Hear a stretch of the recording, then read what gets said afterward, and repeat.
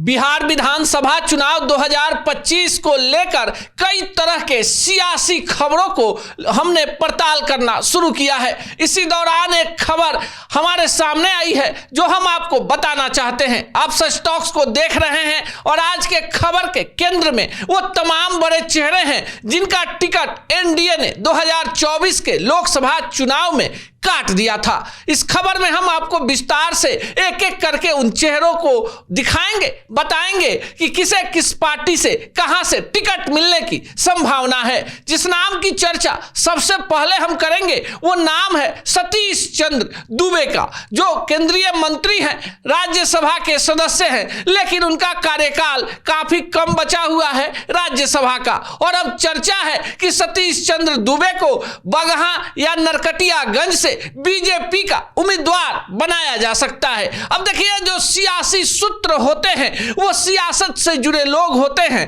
अब हम इन्हीं सूत्रों के आधार पर आपको ये बता रहे हैं। दूसरा नाम है पूर्व केंद्रीय मंत्री और बक्सर से 2 टर्म के सांसद रहे अश्विनी चौबे का, जिनका टिकट मिथिलेश तिवारी के कारण काट दिया गया था। अब अश्विनी चौबे को लेकर चर्चा है कि बक्सर के किसी सीट से बीजेपी इन्हें विधानसभा का चुनाव लड़वाएगी। बक्सर के बगल की ही सीट है आरा, जहां से आरके सिंह चुनाव जीतते थे और केंद्रीय मंत्री थे। इस बार के चुनाव में आरके सिंह चुनाव हार गए और अब चर्चा है कि आरा के राजपूत बहुल्य विधानसभा क्षेत्र से बीजेपी आरके सिंह को उम्मीदवार बना सकती है। उसके बगल की सीट औरंगाबाद, जहां से सुशील सिंह सांसद थे और 2024 में आरजेडी के अभय कुशवाहा से चुनाव हार गए। अब सुशील सिंह को लेकर पक्की खबर तो नहीं, लेकिन यह कह सकते हैं कि जो चर्चा है पार्टी के अंदर, एनडीए के अंदर, कि सुशील सिंह को भी विधानसभा का चुनाव लड़वाया जाएगा। और जाहिर सी बात है कि सीट औरंगाबाद लोकसभा क्षेत्र के अंतर्गत आने वाली होगी। अन्य कई बड़े नाम हैं जिनकी हम सिलसिलेवार ढंग से चर्चा करेंगे, आपको बताएंगे। अगला नाम मिथिलेश तिवारी का। मिथिलेश तिवारी बैकुंठपुर से 2015 से 20 के बीच में भाजपा के विधायक रहे। 2020 में विधानसभा का चुनाव हार गए और उसके बाद मिथिलेश तिवारी जो हैं बक्सर से पार्टी के उम्मीदवार बना दिए गए। अब चर्चा है कि मिथिलेश तिवारी को उनके मूल विधानसभा गोपालगंज जिले के बैकुंठपुर से ही उम्मीदवार बनाया जा सकता है। तैयारी भी इसी हिसाब से चल रही है। अगला नाम रमा देवी का। देखिए, रमा देवी शिवहर से सांसद थी और लवली आनंद के कारण उनका टिकट कट गया। अब रमा देवी को बड़ी जिम्मेवारी मिलने जा रही है। रमा देवी को बीजेपी विधानसभा का चुनाव लड़वा सकती है, इसकी संभावना काफी प्रबल है।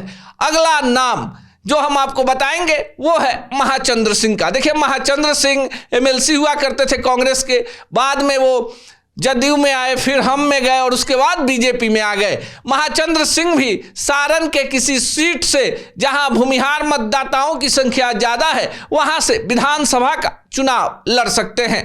तो हमने आपको बताया सतीश चंद्र दुबे के बारे में, हमने आपको बताया आरके सिंह के बारे में, सुशील सिंह के बारे में, आपको हमने बताया अश्विनी चौबे के बारे में, हमने आपको बताया महाचंद्र सिंह के बारे में। लेकिन बगल में हम आपको यह भी बता दें कि जदयू के भी कई सांसदों का टिकट कट गया या वो चुनाव हार गए, तो उनका क्या होगा। तो हम आपको बताएं कि सिवान की पहली महिला सांसद होने का गौरव प्राप्त करने वाली और 2019 के लोकसभा चुनाव में रिकॉर्ड मतों से जीतने वाली कविता सिंह भी विधानसभा का चुनाव लड़ेंगी। अब सीट कौन होगी यह एनडीए को फैसला करना है, पर कविता सिंह की पसंदीदा सीट दरौदा ही है, जहां से वे विधायक रह चुकी हैं।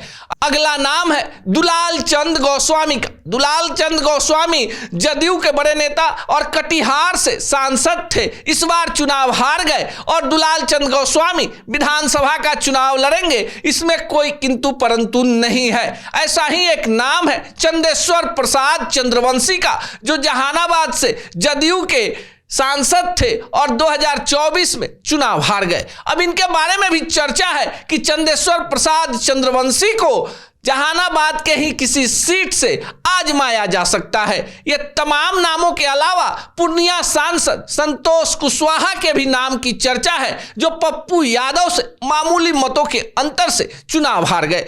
अब संतोष कुशवाहा कहां से लड़ेंगे, इस पर जरूर चर्चा हो सकती है, लेकिन संतोष कुशवाहा भी विधानसभा का चुनाव लड़ेंगे, इसमें कहीं कोई किंतु परंतु नहीं है। सीतामढ़ी से जदयू के सांसद रहे सुनील कुमार पिंटू के नाम की भी चर्चा है। हालांकि सुनील पिंटू बीजेपी के सिंबल पर लड़ेंगे या जदयू के सिंबल पर लड़ेंगे, यह कहा नहीं जा सकता। सुनील कुमार पिंटू का टिकट इसलिए कट गया क्योंकि नीतीश कुमार के करीबी देवेश चंद्र ठाकुर को वादा कर लिया गया था और सीतामढ़ी से उन्हें एनडीए का टिकट मिला और वो चुनाव जीत गए। पर सुनील कुमार पिंटू एनडीए के साथ खड़े रहे और इसका एक बड़ा इनाम उन्हें विधानसभा में टिकट के साथ मिलेगा। कई सारे पूर्व सांसद हैं जिन्हें बीजेपी और जदयू में सेटल किया जाना है।